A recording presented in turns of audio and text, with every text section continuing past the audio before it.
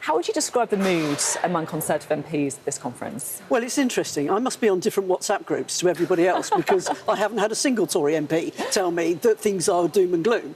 I think I remember after the fiscal statement, was it 5 newspapers that said this is the best statement the Conservative government has ever made? And I know a week's a long time in politics, but should we just calm down a bit? Should we just see the growth plan? Should we just make sure this is going to happen and get behind the leader that was undeniably elected in the summer? You say to calm down, but you must acknowledge, though, that many of your colleagues will be looking at those extraordinary poll leads for Labour. They'll be looking at the extraordinary intervention that happened by the Bank of England to effectively stop a run on pension funds.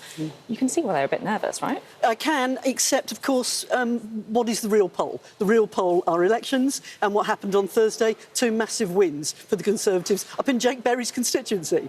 So people actually voted Conservative. With all this noise going on, people voted Conservative. And that's what I hold on to. The important thing here is we've got a growth plan. It's going to take time. We're going to have more meat on the bones on the 23rd of November, my daughter's birthday, so I remember it very, very well. Really looking forward to it. And it's going to be a great day, and that's what we need to do. We've got to be subtle, we've got to be tenacious, we've got to lay out what that growth plan is about.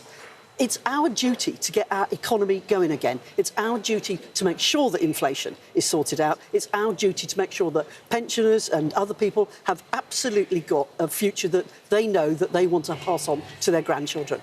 That's our job. How concerned are you by talk of spending cuts? Because, look, we can all see the economic picture here. We can all see that we're spending more on debt interest repayments in the education budget.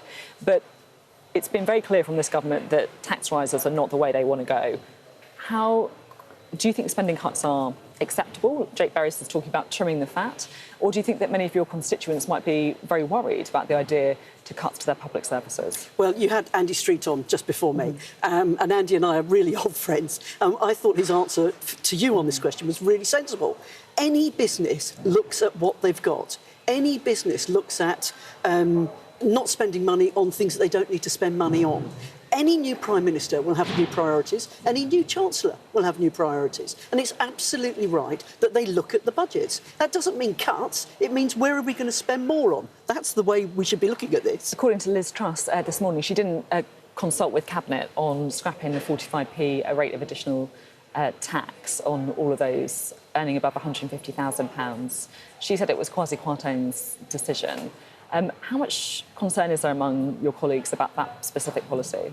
I think what that actually tells you is that she believes in departmental government. She believes in a cabinet where the secretaries of state of their department, they know the budget they're going to get. Let's run it properly. Let's run it like Conservatives. Let's have new priorities. That's what we need to do. And that's exactly what, we are fed up, aren't we? With the settee, what did it used to be called? The couch politics where everybody just sits around and makes a decision. No, it's not work like that. If you're a Secretary of State, you run a big department. You've got a perm secretary, you've got 2 deputy perm secretaries now. I mean, goodness me, there's inflation for you.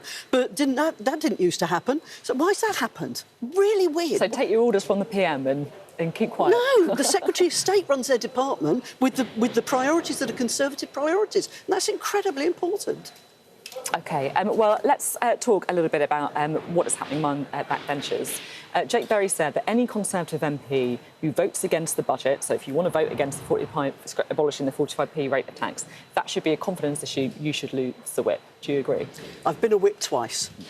You know more than any then. Perhaps more than any.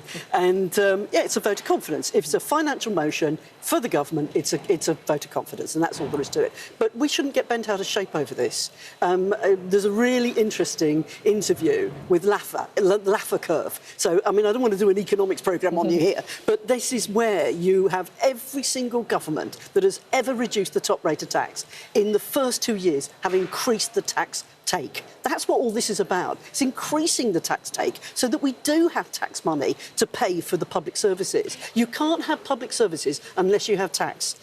You can see, though, your colleagues looking at those polls, feeling, frankly, that they don't agree with the direction that the Prime Minister is taking the country in without an election. And now they're being told that they'll be effectively have the whip suspended or be removed from the whip if they make their unhappiness known.